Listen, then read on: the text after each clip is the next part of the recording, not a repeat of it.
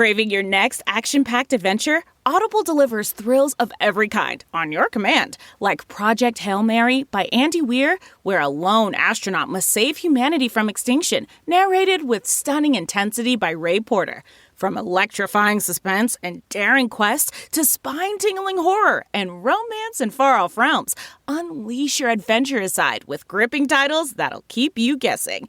Discover exclusive Audible originals, hotly anticipated new releases, and must-listen bestsellers that hook you from the first minute. Because Audible knows there's no greater thrill than the one that speaks to you. Discover what lies beyond the edge of your seat. Start your free 30-day trial at audible.com/WonderyUS. That's audible.com/WonderyUS.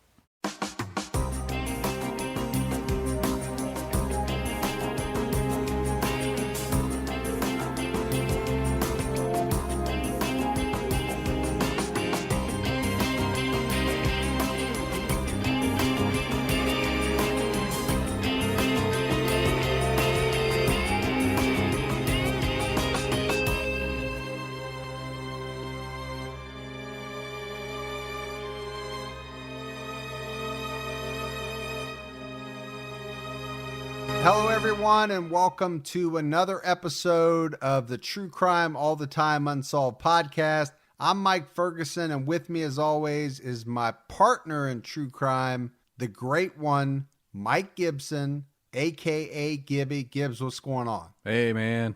Doing well. Tired. A little tired. Yeah, well, you had me in England and then over to Canada. Yeah, I've sent you to a lot of places lately. And it's rough, man, because there's monitoring device and got to sneak around and get out, people trying to track me down because I'm not where I'm supposed to be. I know it's harder for you than it is for a lot of people just to pick up and travel. And so, I appreciate all the hard work you go through. It's tough. Try to get through customs with that big old K-bar. I guess the good news is we're back in the States. Back in the USA. USA. Yeah. All right, so let's do our Patreon shout-outs first, Gibbs. Got some new Patreon supporters. Jason Chandler, Ricky Temple, Kelly King jumped out at our highest Patreon level. Thank you. We have Rob Eben, Elwood Allshouse. Cool. One of the Blues Brothers. That's right. He jumped out at our highest level. So did Jesse Henderson, Elijah Banks. So that's awesome, man. We're getting a lot of support. It's much appreciated. Love it, man. And we never want to forget about the people that have stuck with us, continue to support us month after month. That means the world to us. So we went back into the archives. This is where I play the vault door that I don't have. Yeah. And we're going to single out Anthony Englert. Anthony jumped on the Patreon bandwagon very early on. This was back when we weren't even saying last names probably. Nope. So he's getting his full shout out now. And, just appreciate the fact that somebody like Anthony continues to think that it's worth it to support us month after month. Yeah. Likes what we're putting out. Find some entertainment value in us. Yeah. Is it like going to the movies? I think some people think that. They think the sweet sound of Gibby and Fergie's voice.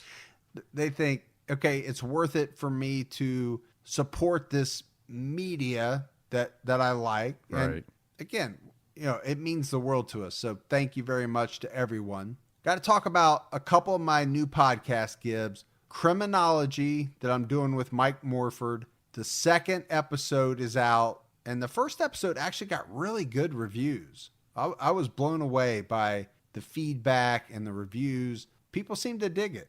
I get a lot of crap saying, "Where's Gibby? Yeah. Why are you ditching Gibby?" What's up with that? But we talked about this on True Crime All the Time. Gibby gave me his blessing. It was fully vetted before I took on any of these other projects. Under distress.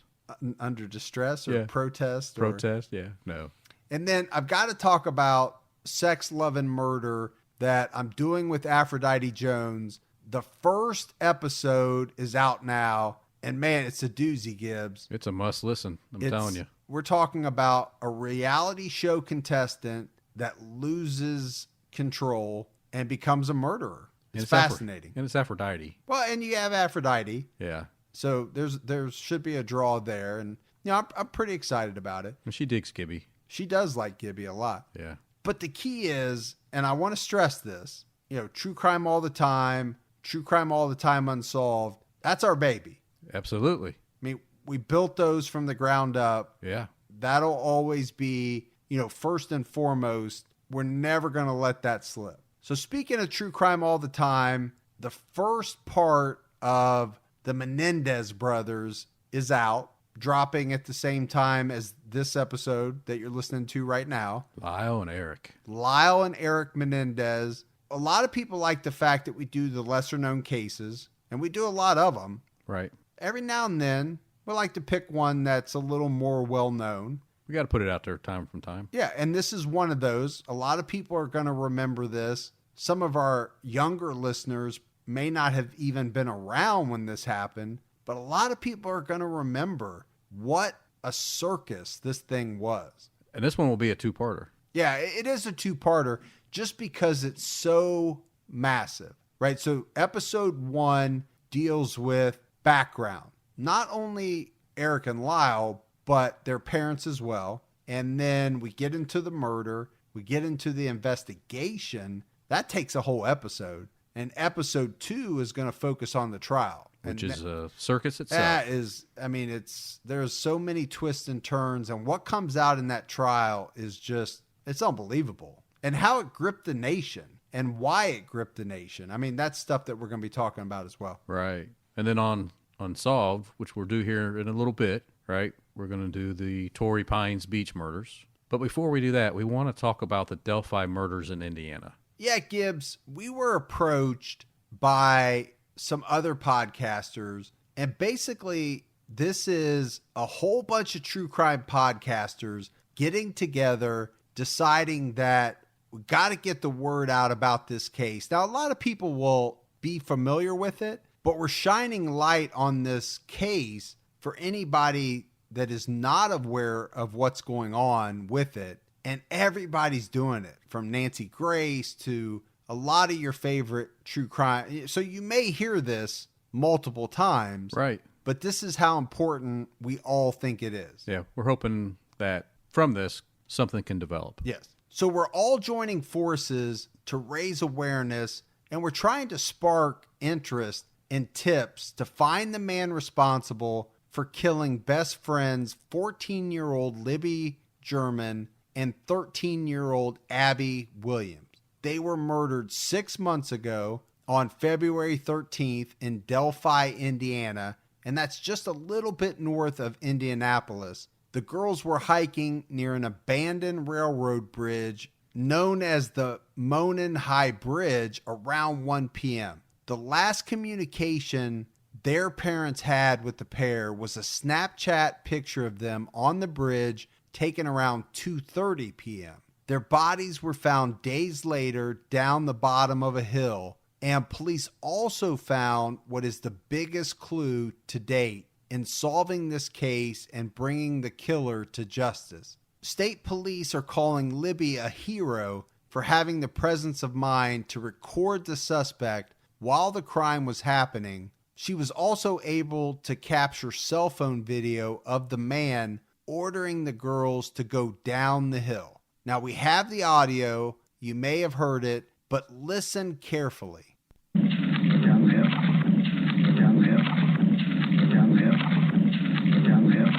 So what you can hear is a man saying, "Go down the hill." Do you recognize this voice? Now, Gibbs, we're going to be sharing some of this on our social media platforms. So you can go to our Facebook pages, both True Crime All the Time, True Crime All the Time Unsolved. We're going to have Libby's picture of the killer taken from her cell phone.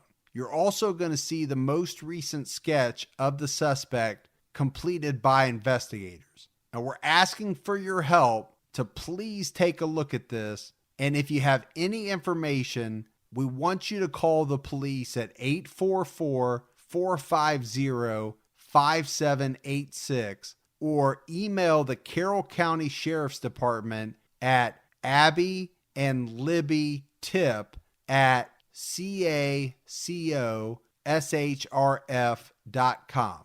And you don't have to worry about writing that down. I'm going to post that on our social media sites as well. The reward is over $200,000 and growing, and the community of Delphi continues to raise money to add to it for the person who shares with police what they know to help solve this case. Please help us find this man who took the lives of 2 innocent teenagers. Gibbs, that's different for us. It's not something we've ever done. Yep. But it should show people how strongly we feel about trying to help in any small way that we can to get this case solved and to get justice for Abby and Libby. Yeah. Somebody's got to recognize that voice. Yeah.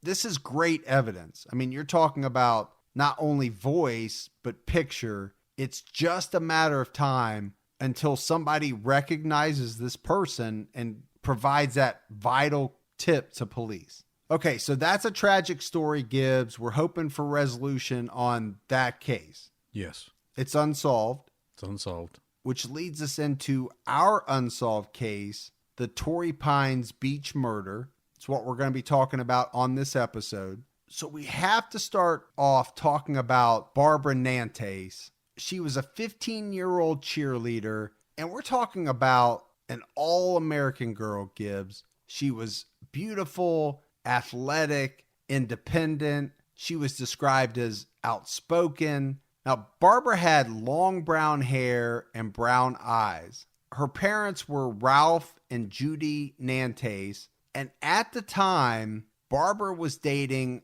a local surfer boy by the name of Jim Alt. But this just wasn't your regular surfer guy. Jim Alt was kind of famous in the world of surfing at the time, and he looked the part as well. I mean, this was a strong guy, always had the tan, right? He's got the surfer tan, long blonde hair. So I think what we're saying here is this Jim Alt was the king of the beach. Yeah, he was, actually. I mean, all the girls loved this guy, but it was said that he only had eyes for Barbara. Yeah, and she was a beauty too, man. So we're talking about like an all-American couple. Absolutely, yeah. And they were truly in love. Now, they'd only been dating for 9 months, but I think the connection during that 9 months had been made, and it was very, very strong. Yeah, and Jim would say in many interviews that he knew she was the one, you know. Early on, he knew that. Well, Gibbs, when you know, you know. When you know, you know. When it hits you like a thunderbolt, you just know. Yeah. So on the weekend of August 12th, 1978, Barbara's parents, Ralph and Judy, they left town to visit friends. And they had a family friend look after Barbara and her 3 siblings. Now, before the parents take off, Barbara's dad pulled Jim Alt aside and had a private talk with him. And he told Jim that while they were gone, he wanted him to take care of Barbara and keep her safe. Like any dad would. Yeah. I'm going out in town. I know you guys are going to hang out at the house, but while I'm gone, you keep my baby girl safe and you don't touch her. Now, during this conversation, Jim promised Barbara's dad that they would stay put at the house and that he would keep her safe. And Jim Alt, in later interviews, would say that this was the biggest lie that he ever told in his entire life. Because sometime after Barbara's parents left, she and Jim were picked up by one of his surfer buddies by the name of Rick Selga and his girlfriend. And the 4 were headed off to a beach party at Torrey Pines Beach. Barbara's sister would later recount that the last thing she remembered saying to her sister was, quote, "You guys better be careful." Jim and Rick recall that when they arrived at the beach, it was very crowded and the parking lot was overflowing with people. This was a big beach party going on. Yeah, can you imagine? I mean, you get there, you can barely park. People everywhere, man. Just having a good time. It sounds like a lot of fun. You've been to a few of those type of parties. I know you have. Maybe not on the beach party, but maybe on the campus party. I can remember some parties on spring break down at Panama City that were kind of like that, huh? A little riotous. A little bit? Let's put it that way. So sometime after 9:30 p.m., the two couples, they call it a night as far as the beach party is concerned. At this point, they go their separate ways to kind of have some privacy. Now, Rick and his girlfriend, they decided to sleep in the station wagon, and Jim and Barbara would head down to the beach for some privacy. And Jim would later say that he had 2 sleeping bags, and what he did is he unzipped them both, and then he zipped them together, basically forming one great big sleeping bag. Yeah, I've done that before. Yeah, I have too. Yeah. Not with you, but separately. I thought we weren't ever going to talk about that. So Jim and Barbara get in the sleeping bag. They're cuddling. They're kind of settling down for the night because Gibbs, they're planning on sleeping on this beach. Yeah, underneath the stars. Very romantic. Yeah, a little fire going in a little beach fire pit not too far away. And Jim is going to say that the very last thing he remembers is Barbara in his arms falling asleep. Now, the next morning comes, Jim wakes up, he's cold, he feels wet, and he quickly realizes that he's covered in blood. Now, Gibbs, as anybody would, he starts to panic. Oh, heck yeah. Because you'd be freaking out. I would be, man. Or, I mean, when I say you, I mean anybody. Yeah. Would be freaking out at this point. He's feeling around for Barbara, trying to find Barbara. Keep in mind, there's blood everywhere. Not to mention the fact that it's still fairly early in the morning. It's still pretty dark out. And Jim would say that he realizes that he's having a hard time seeing. He's having some problems with his vision. And on top of that, he's having a hard time hearing, and he can't figure out what's going on. So for me, Gibbs, that would just add to the panic. Absolutely, man. You can barely see, you can't hear, you can't find your girlfriend, blood all over you. Man, I'd be a freaking mess. Well, you know something is not right. Something bad has happened. Yes. But you don't know what it is. And Jim is very disoriented. And we talked about the fact that he can barely see. So the only thing he can do is crawl through the sand until he gets to a fence. And he grabs onto this fence and he follows it all the way back to the parking lot where he knows his friends are sleeping in the car. And he's not even on his feet at this point. He's still on his knees. And he's pounding on the window. He's trying to wake his friends up. And his buddy Rick does wake up and is shocked when he sees Jim because Jim's face is extremely swollen. His long blonde hair completely covered in blood, as is his face and body. And Rick quickly realizes there's no doubt Jim's been beaten very severely. And what they're going to find out is that Jim was beaten with a rock and also a log that came from the nearby fire pit. Man, how brutal is that? Hard to imagine. And Jim is in such bad shape at this point.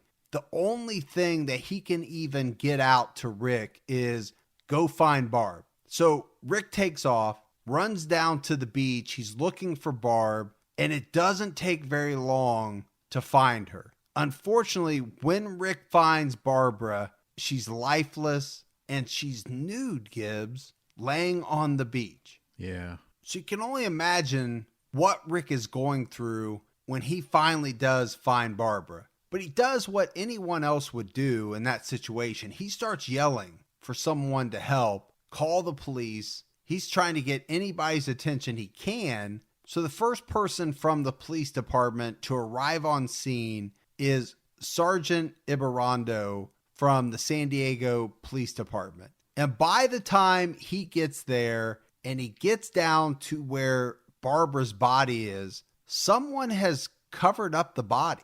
Yeah, probably out of respect why they're, back then, just probably threw a beach towel or something. And that happens a lot. You hear about that in a lot of different cases, Gibbs, because the emotions are running so high in a situation like that. All types of different emotions, right? Sure. Sympathy, rage, fear, whatever it may be. And as part of that, I think what you're getting at is someone said, we can't allow this girl's body to just lay here and be exposed to the public. Because remember, this girl's only 15 years old. She's a baby, man. She really is. Yeah.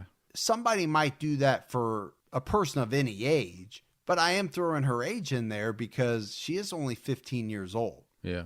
But what that does, as we've seen in other cases, is it actually can harm the investigation. Yeah, it can. It can. Sure. Just because we don't know, let's say it was a blanket that they used to cover her body up with. We don't know what kind of evidence was introduced by the blanket that wasn't there before. But in the heat of the moment, people aren't thinking about that. No. They're only thinking about this girl's dignity. Absolutely. And how to protect it. So I can't blame anybody for that, Gibbs, at all. Not at all. Sergeant Ibarrando would be interviewed on a news show, and he's going to say, quote, "When we uncovered the body, it was covered with sand. She had some very severe looking wounds to the head. It looked like she had probably been struck with something, perhaps the rocks that were found nearby." He would later say that Barbara's murder was a particularly vicious one because whoever murdered her filled her mouth with sand during the attack, sexually assaulted her, and then murdered her. But Gibbs, this would get even more gruesome because the killer would leave somewhat, I don't know what else you would call it, but some type of calling card. But before we get to that, I want to take a minute and talk about the fact that when they found Barbara, she had sand in her mouth. Yeah, her mouth was basically full of sand and her throat. Either she breathed it in or he forced that much sand into her mouth that it went into her throat as well. Either way, man, terrible. No, it is. But my thought was, why? And I think there's one logical conclusion you could draw that probably makes the most sense. I mean, this killer is committing a very violent sexual assault Yep. on a beach where other people are around, not that far. So, Gibbs, would the thinking be that he's using the sand to make sure that she's not able to scream? Absolutely. I mean, that's the one conclusion that I can draw from that. I don't know why else you do it. I mean, we've already talked about the fact that he's attacked Jim Alt, and Jim's in bad shape and probably unconscious at this point while everything's going on, I would assume. But we also know that there's other people not that far away. But getting back to the gruesome calling card, Sergeant Ibarrando would say that it appeared that someone had taken a sharp instrument and cut around the areola of her breast and also cut around the nipple of the breast. So at some point, this killer made a decision that on top of all of the horrible things that he had already done, Right. the assault, the murder, that now for some reason he has to mutilate this poor girl. Yeah, Mike, man, it's just terrible, man, just thinking about it. And I wanted to kind of just go back one step and talk about, there was other people on the beach. I don't know how much they could have heard. If you've ever been on the beach with the waves in the ocean, it's kind of like that white noise effect, right? It does drown out a lot of things. So even if someone's nearby you, sometimes you're not going to really hear much. No, I think you're making a good point that I actually had not thought of. It's not changing my mind as to why he used the sand. Probably just because he was being extra careful. I hate to say it that way. Yeah, I agree with you. But you're absolutely right. I mean, hell, they make machines that play that noise of like the lapping waves coming in just so you can sleep and it drowns out, all the other noise. Now, sadly, it's not very long before Barbara's parents are notified. And her mom would later say that when she got this news, all she could do was scream, "No, no, no," about 50 times. Couldn't even imagine. No, I was just getting ready to say, Gibbs, we both have girls. I can't even think of what that phone call or learning something like that would do to you or how you would react. I just can't. Obviously, it's shocking to say the least. Shocking's probably not even nearly descriptive enough to cover it. Sure. But on top of that, they have a hard time understanding what Barbara's even doing at the beach. I'm sure, like, what the hell, man? What the hell happened? Why are you down? Why are they down at the beach? I was told they were going to stay at home. I was promised they were going to stay at home. And not only by Barbara, but by Jim as well. Yeah.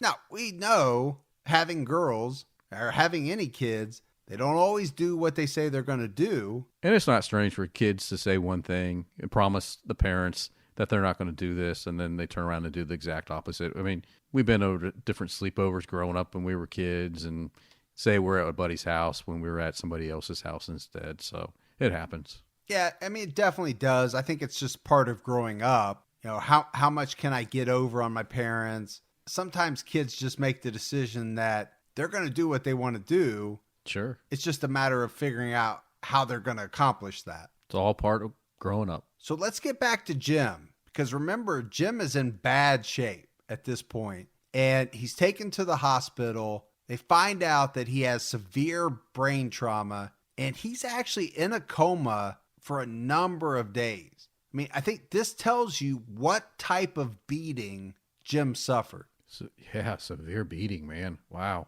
But it also goes to show you the strength that he had to even make it from where they were on the beach, crawl up, get to where Rick was, and summon help. That must have taken a tremendous amount of strength. It probably felt like days to get there, you know? And I go back to his words, right? Find Barbara. So this teenager had the hell beat out of him. And what is the one thing that he's concerned with? Yeah, Barbara. Finding Barbara. His love. And I think you have to take a lot from that, Gibbs, because it would have been very easy for him to say, you know, help me. Yeah, get me an ambulance. Yeah, I'm in bad shape. But that's not what he does. His first and only concern is Barbara, and that tells me a lot about this guy. Yeah. And it tells me a lot about the love that he had for her. Yeah, talks about their relationship a lot right there. Yeah, it really does. Now, when Jim wakes up from this coma, he's going to have no memory of the attack. And this is something that is going to haunt him for the rest of his life. He talks about it. Yeah, and it would me as well. It would just drive me crazy not knowing what the heck happened during that time. Who did this to me? Why wasn't I aware of what happened to me? Well, and the other thing is, he may have seen the person. Sure. May not have. The problem is he has no idea. Yeah. And I think that would be the haunting part is, well, number one, could I have protected Barbara? That would be tough. Sure. And then number two, could I have helped in the investigation in any way? But he can't.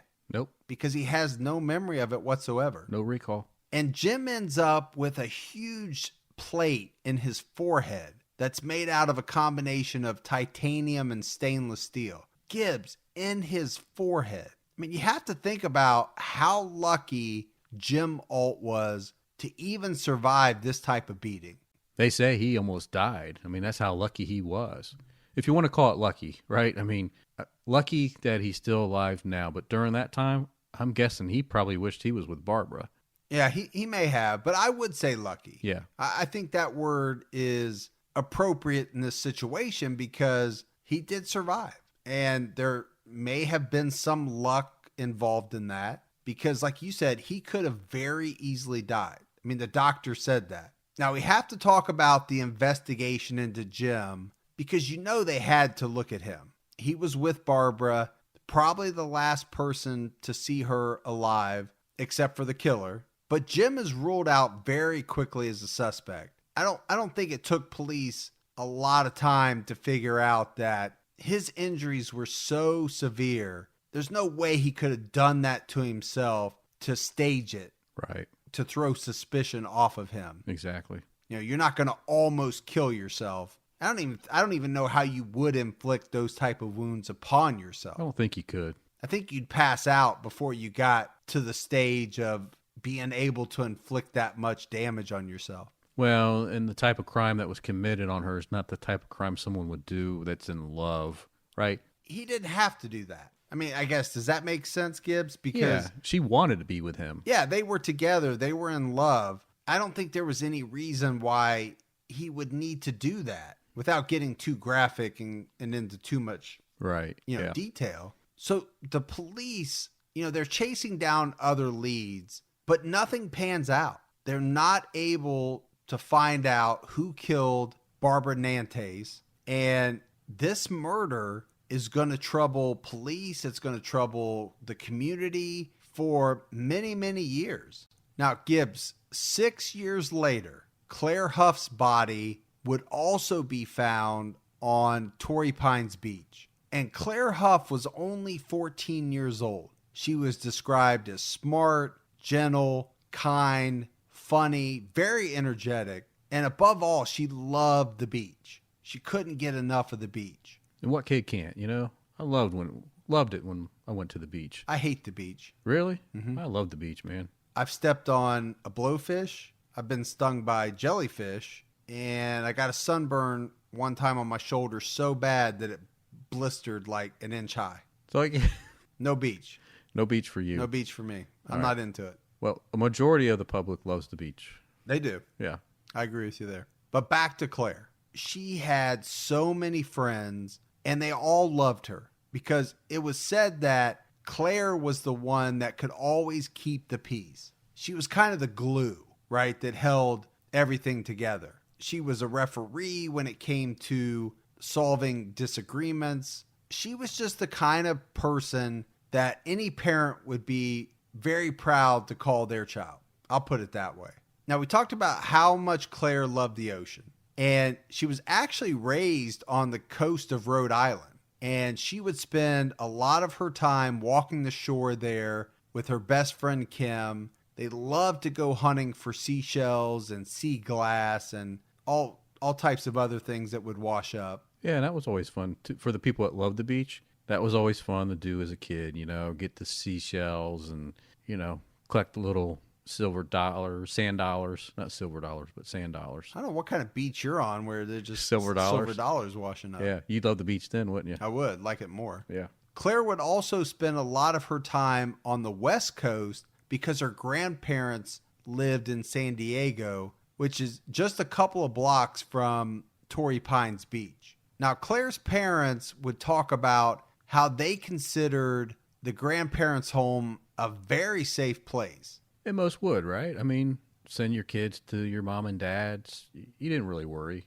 I know I never did. No, and I think also they're looking at the area. Sure, that's a nice area. As a nice area, a safe area. I've been there. Not to mention the fact that you're with your grandparents. Yeah. So they had no problem sending Claire and her brother out to California to visit their grandparents. There's no reservations there. And this was in the summer of 1984. And Claire's best friend, Kim, actually went along on this trip as well. And Kim would later come out and say that they had a blast on this trip. They were acting goofy and silly. Keep in mind, they're young. They're having fun. Nobody out there knew who they were. So they were just living it up and having fun. Yeah, it's what kids do. Doing what kids do. Yeah. So the night before Kim was scheduled to fly back home, Claire persuaded her to sneak out of her grandparents' house and go to the beach after dark. But once they got to the beach and settled near their favorite spot by the bridge, Kim started to freak out. I think it was said, Gibbs, that basically she had a panic attack. She just didn't like the feeling that she was having at the beach in the dark at this time of night. Yeah, she was in an interview and she talked about she's had a very uneasy feeling, like she felt like anybody at any time could come up on them and you wouldn't know it until you turned around and they're right there on you. And it just, like you said, it freaked her out. Well, at 14 years old, to be in that position in the dark, away from home. So let's not forget, she's on the other coast. She's with her friend, but her friend's only 14 years old. That would be a little scary, I would think. Yeah. And I would say I've been at some beaches at nighttime. I bet you have. And there can be a different crowd. Oh, at nighttime versus what you would find during the day. Yeah. I can imagine. So the crowd that you would hang out with are awesome people. So Kim is feeling panicky to the point where she asked Claire to promise her that she would never go back to that beach alone at dark again. She made Claire promise this, and Claire agreed. But Claire is going to break that promise. And it's going to happen just a few days after Kim left to return to back to Rhode Island. And it's on August 24th, 1984, that Claire Hough's body was found by a beachcomber near the bridge, just a couple of hundred yards from where Barbara Nantais was killed 6 years earlier. And we get back to Detective Ibarrando because he's still on the force and he ends up working this case as well. And he would come out and be quoted in the papers saying, "We are evaluating all the evidence we recovered at the scene." And he would add that, at least to him, there were a lot of similarities between the murder of Claire Hough and the murder of Barbara Nantais 6 years earlier. Because Claire Hough had also been beaten, she had been strangled, and she had been sexually assaulted as well. And what becomes eerie is that they find that Claire also had sand packed into her mouth and her throat, but that's not even the biggest similarity or the most disturbing fact, because just like Barbara's, Claire's breast had also been mutilated. Yeah, sickening. It is sickening, but you got to wonder, what do we have here? What are we talking about here? Do we have a serial killer? Do we have a copycat killer? Because I'm sure the murder of Barbara Nantais was all over the news. Yeah. I'm sure there was some details, but maybe a lot were withheld. So I don't know if it could be an exact copycat killer or not. Yeah, I mean, it's true, right? I mean, if they released the information, it could be a copycat. You know, otherwise, the only people that would know about what happened is the police, the crime investigators, people that, you know, had firsthand knowledge. Or the killer. Or the serial killer that actually performed the acts. Yep, that's it. So, I mean, that's what you're left with. That's what you have to figure out. And that's going to lead us into our suspects, Gibbs. And the first person that we're going to talk about is a man named Wally Wheeler. And his real name was Wallace, but he went by Wally. And he was actually the first promising suspect that police had. Now, what's interesting about Wally Wheeler is that he was a local psychic. And he actually walked up to Claire's parents while they were at the murder scene. And he identified himself as the man who found Claire's body. And he basically, it was like he was greeting the parents, right? He reached out to shake hands, which in a situation like that is a little strange to me. It is. And the parents say in an interview that it was very bizarre. Very bizarre how he went about it. That it took them, they actually had to step back from that to figure out, what's this about? Yeah, I get shaking hands and introducing yourself, but at a crime scene to the victim's family, very bizarre to me. And he would introduce himself saying, "I'm Wally, I'm a psychic," and then he launched into this very bizarre story about the fact that he had strong night vision from being a fighter pilot. Yeah, he was in World War II, and he just went on about this for a little while, and they were like, what is this about? It was just very strange, especially at the time of what they were doing. Well, and again, this is the first time that they're meeting this man, Wally Wheeler. They don't know who this guy is from Adam. So very strange first meeting. And it was so strange to Claire's parents that they actually called the police to tell them about it. And the police suggested that Claire's parents continued to meet with Wally to see where everything went. You know, find out what information he has. I guess they were hoping that at some point he would confess to Claire's parents. But that strikes me as odd as well, Gibbs, that the police would ask the victim's family to try to help him out and get a confession. Yeah, I think really what they were hoping for is that he would provide additional information that would probably help the police. More so than a confession. Confession. Yeah. Still strange to me that the police are going to ask them to meet with somebody that they're calling the police about and saying, hey, Yeah. we don't feel right about this guy. Something's not kosher. But this Wally guy, he continues to exhibit some very strange behaviors. He would end up writing letters to Claire's family. And in these letters, he talked about seeing Claire come to him in visions. And Claire's dad would actually go on a news show and read parts of some of these letters. And I think one of the most interesting parts that he would read, Gibbs, it said, quote, "That was why she let me see her smiling face, and really her eyes were radiant." So you have Claire's dad reading this letter, and then he would go on to say, this is a guy who found a bloody, mutilated body, and he's talking about a smiling face with radiant eyes. So weird, man. The guy's absolutely right. I mean, that's very odd. It's a strange thing to say. Very strange thing to say to a parent of the girl you found in the condition she was in. I was going to say, and you know what condition she was in. So these were some odd letters, and that's probably putting it mildly. The police end up questioning Wally, but he never confesses to anything. He never gives them any information. And eventually he stops writing the letters. But that's not where the Wally Wheeler story ends, because later on, Wally throws himself off of the top of a 13-story building, killing himself. He didn't survive that fall. So what you have is Claire's parents thinking that this very strange man could possibly be the killer of their daughter. I think Gibbs, at one point, police thought he could have possibly been the killer. Right. But they later come out and say that they had ruled out Wally Wheeler as a suspect even before he jumped off the building. So we've talked a little bit about what the police did do in this case. But now what I want to talk about is something that the police did not do.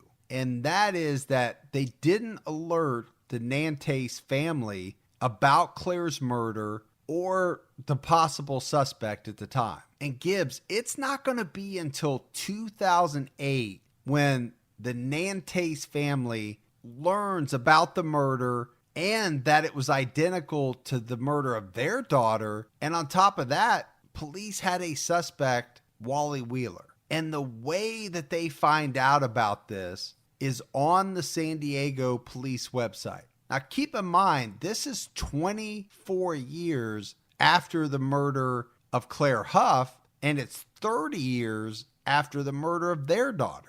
We're talking about a very long time. Yeah, so you can imagine how upset they were, man. I mean, they had it be just over the top. I would be pissed. I would too. Nothing, and then you find out, wait, what? What happened in 1984? Well, because I think as the parents of a murdered child, you would be expecting the police to give you updates, to share with you any information that they find. And 24 years later, you find out through their website that there was an identical murder. But even after all of this takes place, it's going to be 4 more years before there's an actual break in the case. And it's 2012 when they get this encouraging development. Both cases were reopened, and investigators were optimistic that because of the advancements in DNA technology, they would be able to get some clues that they wouldn't have been able to get back in 78 and 1984. And I think, Gibbs, that this was a very promising time for both families. I would think they would be hopeful because now they might find out something. Yeah, because they've been essentially in the dark for all these years, waiting for technology to catch up. However, for Barbara's family, they didn't get the results that they hoped for. The new DNA test would find nothing useful for Barbara, but for Claire's family, it would be a different story. And the reason it's going to be a different story is because police discover 2 DNA hits on the evidence that they had collected from Claire's body. When Claire was found, there was blood on her jeans. And now this blood was linked to a convicted rapist named Ronald Tatro. The other DNA hit was a tiny, minuscule amount, reportedly from semen recovered from Claire's body. And this DNA hit would come back to a man named Kevin Brown. And Kevin Brown was a former criminalist actually in the lab of the San Diego Police Department. Now, he had retired in 2002. So at this point, Gibbs, things are really heating up in this investigation. Yeah, it looks like we might be headed somewhere. I mean, we've got 2 people with DNA matches to the body of Claire Hough. Yeah, I mean, I don't want to say promising, but Strong evidence. Yeah.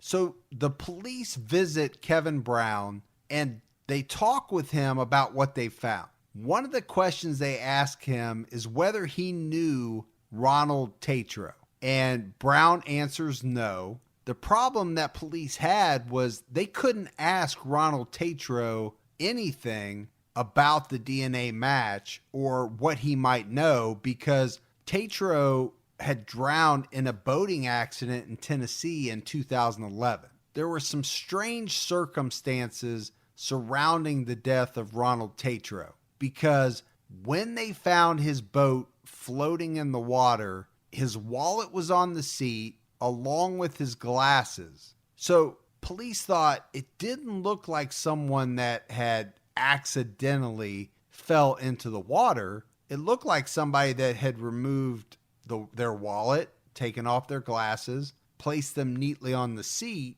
and then potentially ended their life. yeah, and it gets a little stranger. Well, it does because this happened on the anniversary of Claire's murder. So we have all these circumstances and coincidences, and they're just flying around. Yeah, I mean, it's bizarre. So we now know that Kevin Brown, the retired criminalist, he is the only living suspect. At one point, police show him a picture of Claire Hough, and Brown said that he did not remember her. They then tell Brown that they found DNA on Claire, but they didn't say where they found it or how they found it. And Brown was pretty quick to volunteer his opinion. And he thought that it might have come from a swab of her vaginal area. So you can just imagine, Gibbs, what police are thinking at this point. Yeah, it's a weird thing to say. I mean, granted,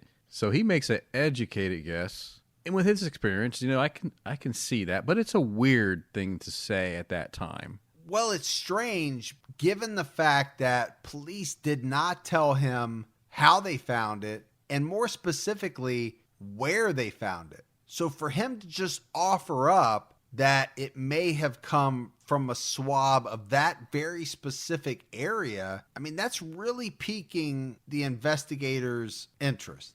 To the point that they went ahead and they applied for a search warrant that day. And later that day, they search his house to see if they can find anything that ties him to either Barbara's or Claire's murder. But they don't find anything. Now, Gibbs, we're going to take a little turn into the freaky because police find out that Brown had a freaky side to him. He really did. He did because during the time of the murders, now they were 6 years apart, but he was somewhere in his 30s at that point in time. And his peers would come out later and they would basically say that he was known as a pervert around the lab. And to the point that a lot of the female peers didn't want to be around him because some of the comments that he would make. And his peers called him Kinky Kevin. Kinky Kevin. That's probably not a name you really want to have in a professional environment. And to get a name like that,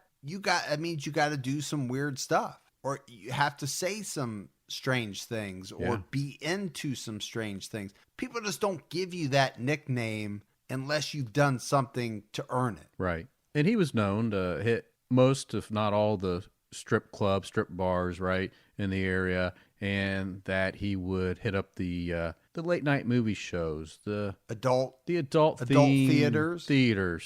Yeah, he had a real liking towards those. But it wasn't just the fact that he went to those. He would come back to work in the lab and he would talk about all this stuff that he did. Right. It's one thing, you want to let your freak flag fly, as I say, Right. on your own time.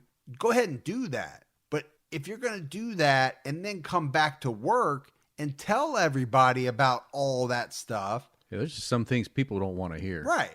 There's some things you should just keep to yourself, or you're going to end up with the nickname Kinky Kevin. Yeah. So what makes it even more interesting is in the early 80s, Brown picks up the hobby of photography. So he finds young women, aspiring models, and what he does, he'll say that he'll be glad to take their pictures, and in return, he'll give them photos to build up their portfolio. The only thing is that he takes it to another level, right? He starts asking for more of erotic type of photographs, and they kind of get into that Kinky Kevin world. Some of these photo sessions would turn into private ones and get kind of naughty with Kinky Kevin involved, and would turn a little bit more rated R or X-rated. Now, one thing that's very important to talk about, Gibbs, is that Kevin Brown initially denies having ever met Claire Hough. But in subsequent interviews with police, he's going to tell them that he's had some time to think about it,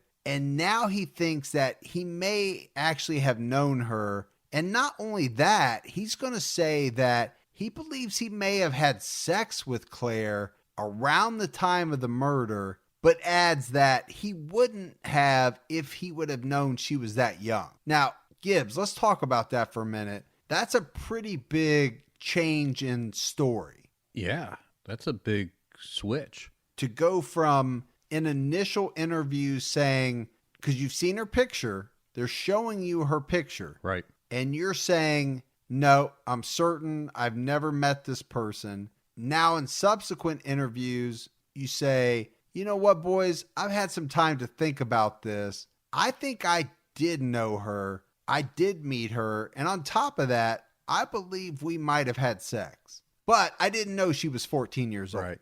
So maybe when he initially saw the photo, he didn't recognize the picture because of the way that the picture was taken. And then as time went on, he thought about the picture and he kind of realized, it does look like that one girl I met. And so then tells the police, yeah, I recall her now. So that's a possibility. The other possibility is that he's trying to get ahead of the police, because we go back to where they found this DNA, right, Gibbs? We know where they found it. If Kevin Brown says that he doesn't know this girl, he's never met this girl, that obviously means he's never been with this girl in an intimate way. And now they come back and say, well, how did we find your semen then? He's going to have a real problem answering that question. But if he thinks about it and he comes back later saying, you know what, I do remember this girl, that's one way to not get out from under it, but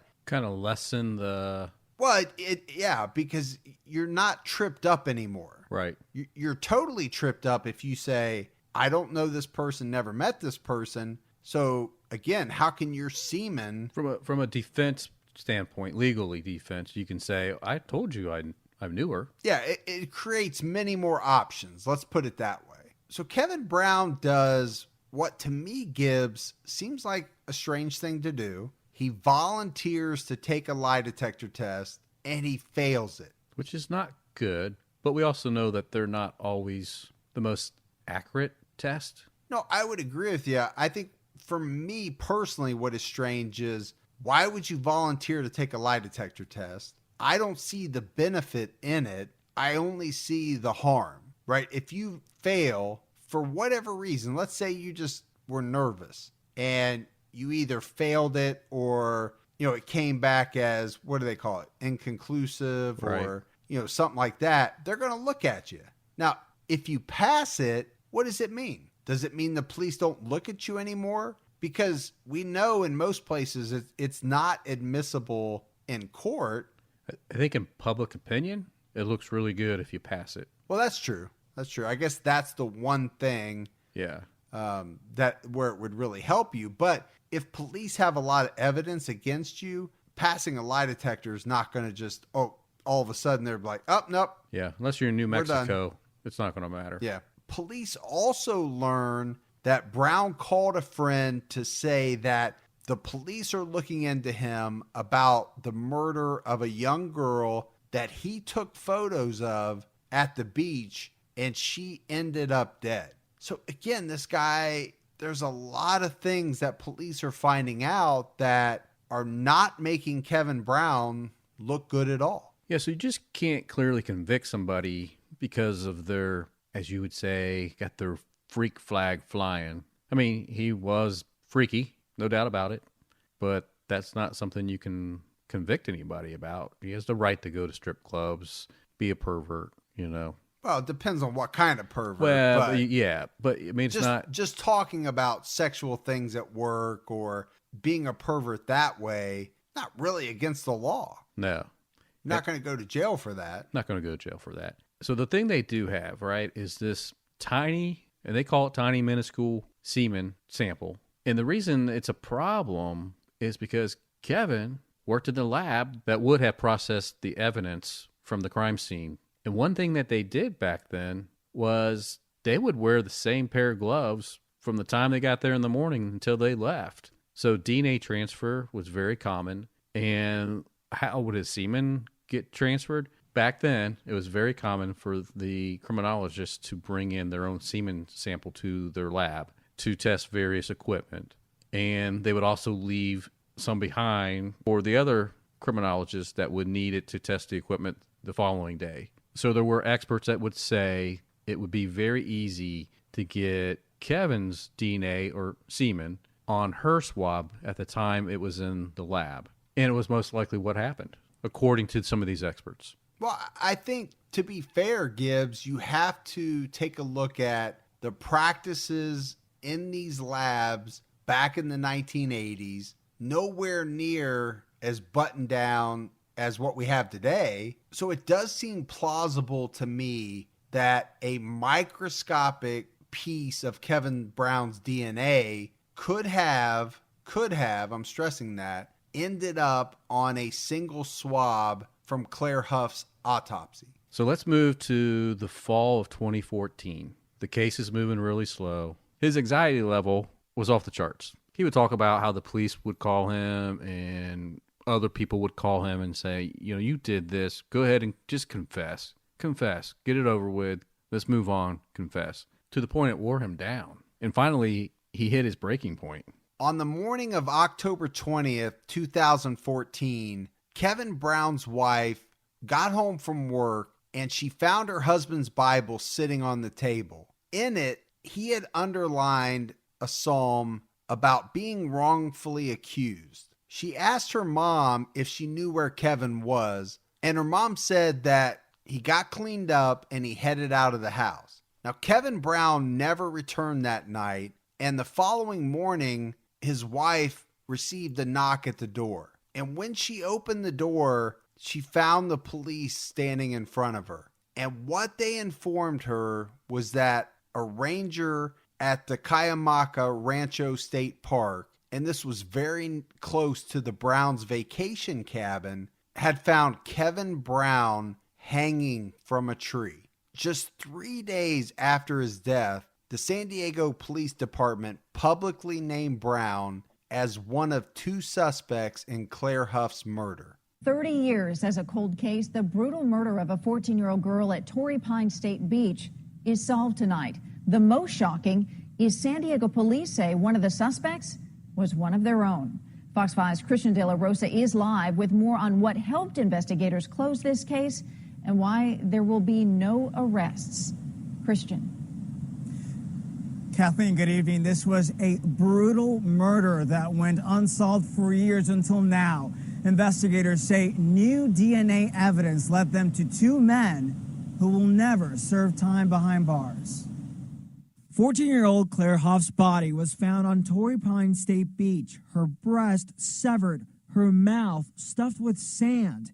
Investigators ruled this a brutal homicide. Now, more than 30 years later, the case is closed with a shocking development. New DNA evidence led investigators to these two suspects. Ron Tatro, who was 40 at the time of the girl's death, He was killed in a boating accident in Tennessee back in 2011. Police say Tatro had an extensive criminal history, unlike the second suspect in the case, Kevin Charles Brown. Investigators didn't have to go too far to find him.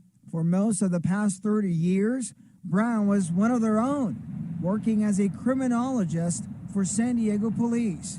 Captain Albert Guadarrama says even though Brown had access as an employee, he was never involved in the Hough case. And as far as they know, he never came in contact with evidence. Safeguards were taken into place, and we don't believe at any time that he did anything in regard to this case or that any tampering at all took place. Brown was recently notified a warrant would be put out for his arrest, but police never got to him. Earlier this week, he was found dead at Cuyamaca State Park. His initial death has been ruled a suicide. So, Gibbs, a couple of things that came out from that newscast that I think are interesting to point out. Kevin Brown was aware that he was about ready to be arrested, and that undoubtedly precipitated him committing suicide. The other thing that, I don't know, one gentleman talked about was they don't believe that Kevin Brown handled any of the evidence in the Claire Hough case. But you're going back 30 years. Yeah, it's a long time to try to remember something. And even if he didn't directly work on it, he was in the lab. That part's known. Absolutely. So, I mean, it's really tough when you're going back that far. And because he died, there's no trial. They feel confident that, at least on Claire Hough, that in their mind he was the killer. But there's no trial. Now, the wife of Kevin Brown, she ultimately filed suit against the city of San Diego and investigators, citing misconduct and wrongful death. Police now say, Gibbs, that they do not believe that the murders of Barbara Nantais and Claire Hough are connected at all. And one of the reasons for that is when they go back and they look at both Ronald Tatro and Kevin Brown in 1978. So Ronald Tatro was in prison at the time of Barbara's murder, and Kevin Brown was at college about 500 miles away. So it doesn't eliminate him, but it couldn't have been Ronald Tatro. But the one thing that really bothers me in this case, especially with the Claire Hough evidence, is so they found DNA evidence of both Ronald Tatro and Kevin Brown on her body. Yeah. And I'm having a hard time reconciling that. So how did Tatro's blood get on her jeans? How is that possible? Either he had to be there to transfer that, or someone had to bring it with them. That's why I'm having a hard time reconciling it, because then you get back to some kind of mix up in the lab.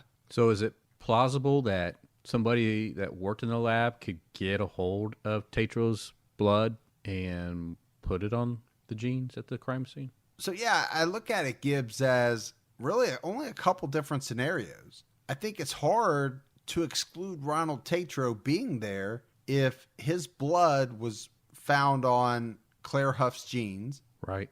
Especially if it was found at the scene of the crime, which I'm assuming it was. And it's a little strange that the day that he dies happens to be on the anniversary date. Very, very strange. Yeah. And he was in prison for sexual assault in 1978. So he has a history of that. Right. So I'm looking at it this way, Gibbs. There's just a few scenarios given these suspects. So scenario one for me is Ronald Tatro committed the crime. Somehow Kevin Brown, back during the 80s with the bad practices that people have admitted to, accidentally created some kind of cross-contamination where his semen was found on Claire Hough's body. I guess the second one would be that somehow they committed this crime together, and that's why you have both of their DNA. And then the third one is Kevin Brown committed the crime and somehow either planted or did something with Tatro's blood to make it look like it was him. Yeah. And maybe there's more scenarios I'm not thinking about, but those are the three that kind of jump to mind. Sure. The problem is the two people that could know are dead. Yeah. They're not there to tell their story. So I think some people think this one is solved. It's unsolved. To me, it's technically unsolved. Yeah.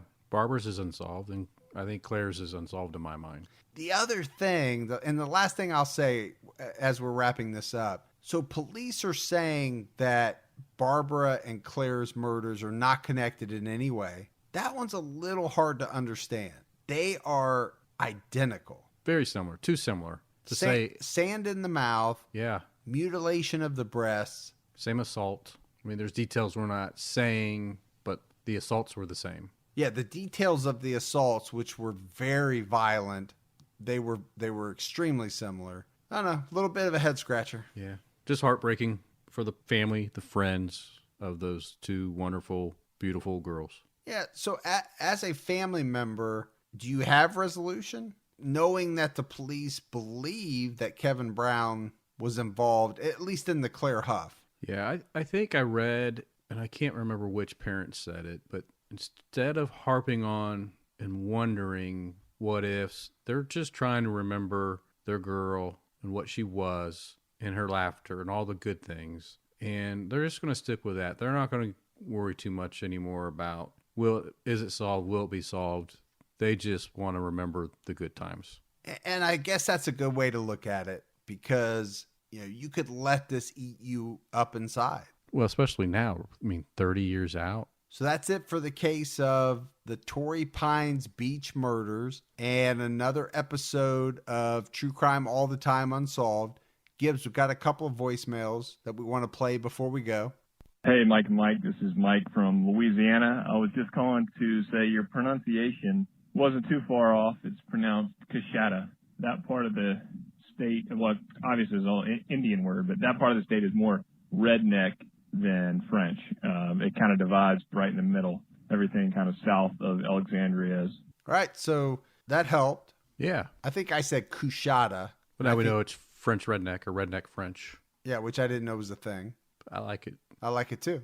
But it's And it came from Mike. It's Coushatta. Coushatta? According to Mike? According to He's a Mike. Mike. Hi, Mike and Gibby. It's Kate from Adelaide, South Australia. I was just calling to let you know that I love the show, and that this morning when I hopped in my car, there was blood splattered all over the windscreen. So I took photos and swabs just in case, and I'll let you know if anything eventuates from it. Thank you for everything. Bye. All right, Gibbs. Now that's a first. Not the call from Australia. We've had calls from Australia. Sure. But a potential unsolved crime in the making. Yeah. So box up that evidence, send it to forensic scientist Gibby at Gibby_true crime.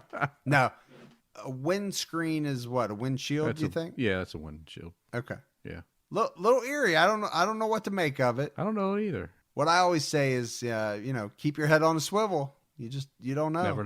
Never know. But at least we have your voicemail. If you solve the mystery, definitely call back, because people be real interested to find out what that was. Intriguing. I'm curious now. All right, everyone. Thank you so much for tuning in. So for Mike and Gibby, stay safe and keep your own time ticking.